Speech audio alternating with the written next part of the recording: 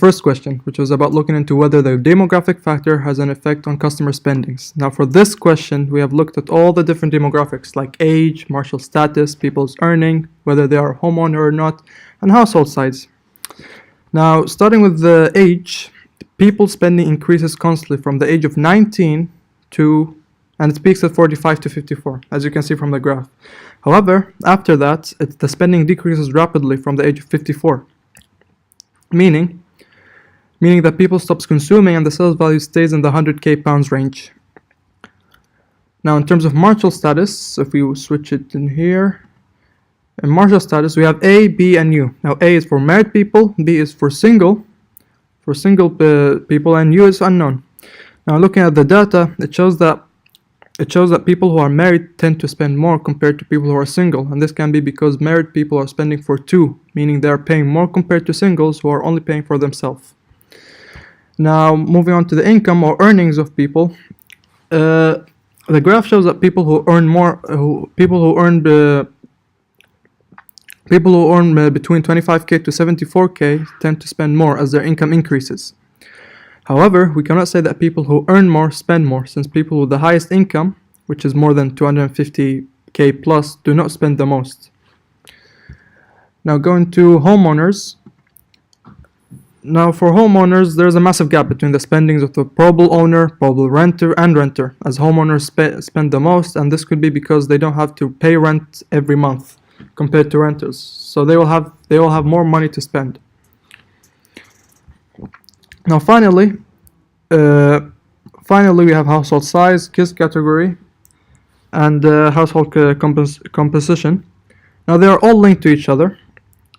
They all show that a household size with a household with the two adults without kids tend to spend the most, while household with kids spends less. Now adding to that, the household with single adults spend more than the household with kids, which is very interesting, as expected the opposite. And then now in conclusion, looking at all this data, looking at all the different demographic factors with the sales value, it shows that the marital status and kids' presence have the most effect on customer spending when compared to all the different demographics.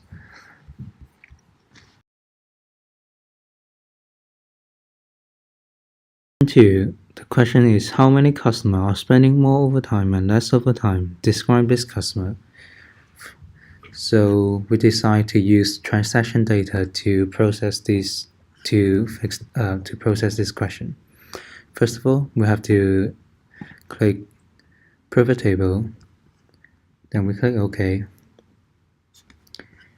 and in this information we need to use household key, week number, and sales value.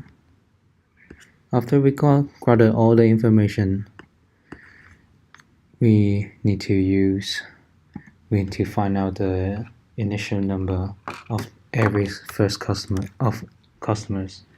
So we need to type in initial,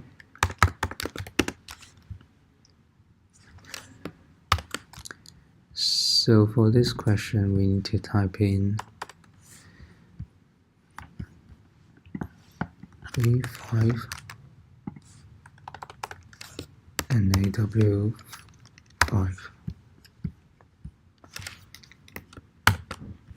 Then we got our initial, then we just need to track it.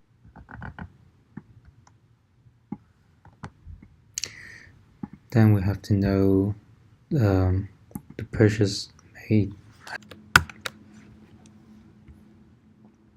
After that, we work out the average sales per purchase.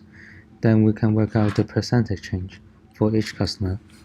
For example, for the first customer, we can put, and you work out the percentage change.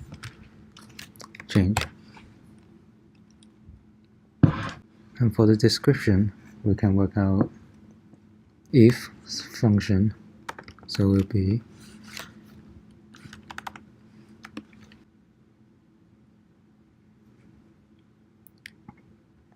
also we can work out the total percentage of how many people has actually spent more overtime. So we can put in increase, assign decrease, and no change.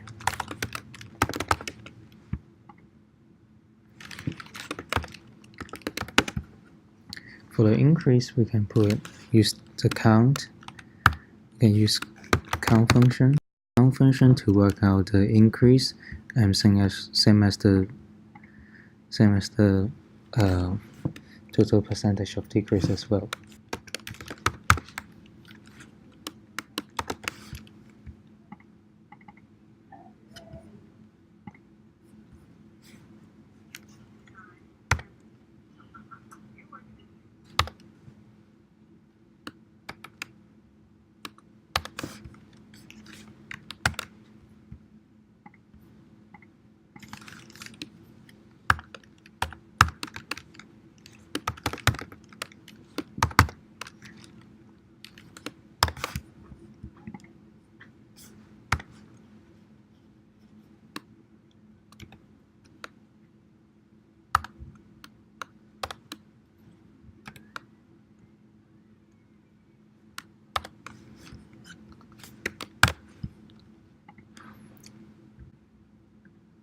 For total, we just need to make sure the number is correct, so we need to calculate the total, so we need to use sum.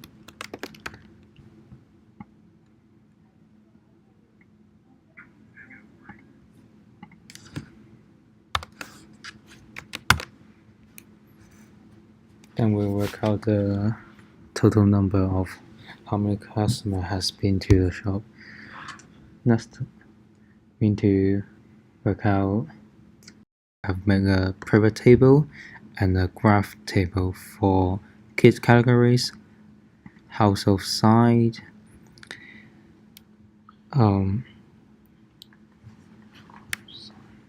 household consumption, house owner, marital status, age group, and income. That our group has made is concentrated about the demographic information. First of all, I would like to speak about the age group.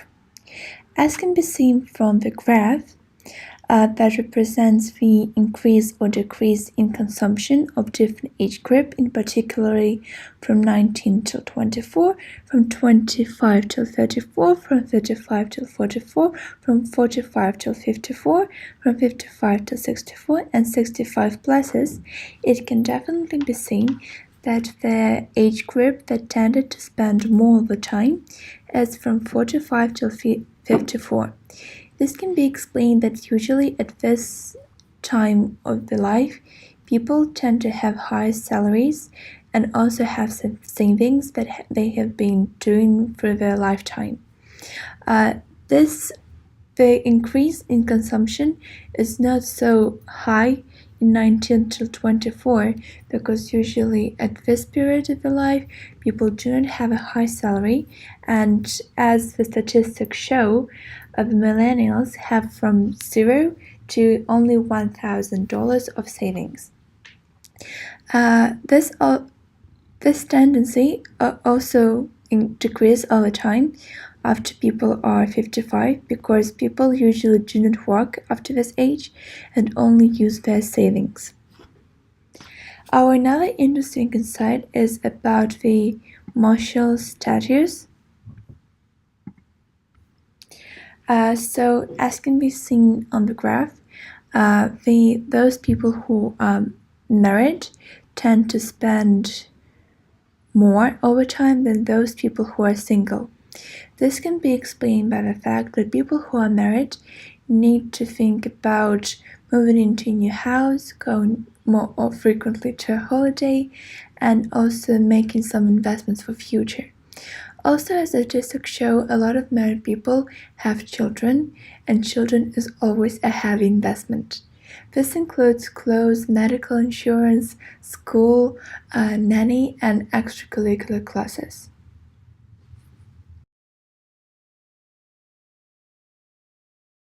I am going to talk about questions 2, 3, 4, and 5.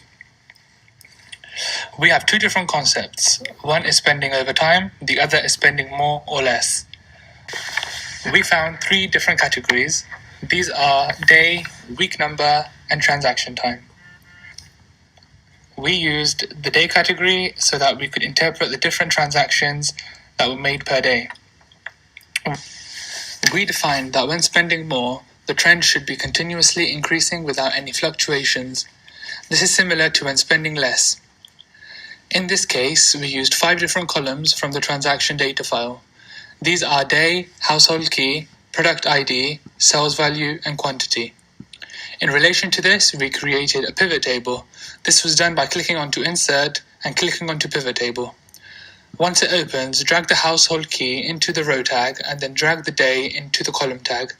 Lastly, drag sales into the value tag.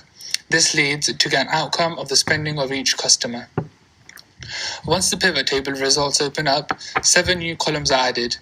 These are last transactions that were made by the customer, the largest transaction, the smallest transaction, and the last transaction minus the largest transaction, smallest transaction minus the first transaction, and the last transaction minus the first.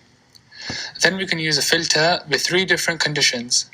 Under the last transaction, we can use a formula function, which is equals lookup bracket 9e plus 273, comma b2 colon ls2 bracket. And for the largest transaction, type equals max open bracket b2 colon ls2 close bracket. Under the smallest transaction, type equals index open bracket b11 colon ls11 comma match open bracket comma 0 slash b11 colon ls11 bracket bracket. Once this is typed, press Ctrl, Shift, and Enter together. The 3 conditions for the filter are last transaction minus the largest transaction, which equals to 0. Then the smallest transaction minus the first transaction, which also equals to 0. And the last transaction minus the first transaction, which does not equal to 0. As a result, we have 40 different customers. However, to make sure this is accurate, we used a slicer to check the 40 results one by one. Eventually, we got 27 customers who have been spending more. These have been highlighted in red. Similarly, to get customers that have been spending less when using the filter, the only difference is the 3 conditions, which are first time transaction minus the largest transaction, which equals to 0. And we got 35 customers who were spending less. Secondly, the last transaction minus the smallest transaction equal to 0. As a result of this, we get 35 customers spending less. Those have been highlighted in red. In the new worksheet, we created a new slicer. We use product ID as a row tag, household key as a column tag, with filtering the 27 households who are spending more. Again, using the largest, smallest, first, and the last transaction to filter, we got 25 possible products, and to make it more accurate, we checked again and got a result of 22 products, which were highlighted in red. In the same way, the products that are spending less, we got 82. Lastly, for question 5, we used the coupon workbook and checked all the 27 and 35 household keys one by one. Finally, for people who are spending more, only 2 of them used a coupon, and for those who are spending less, none of them used a coupon. So we thought that direct marketing did not play an important role in engagement.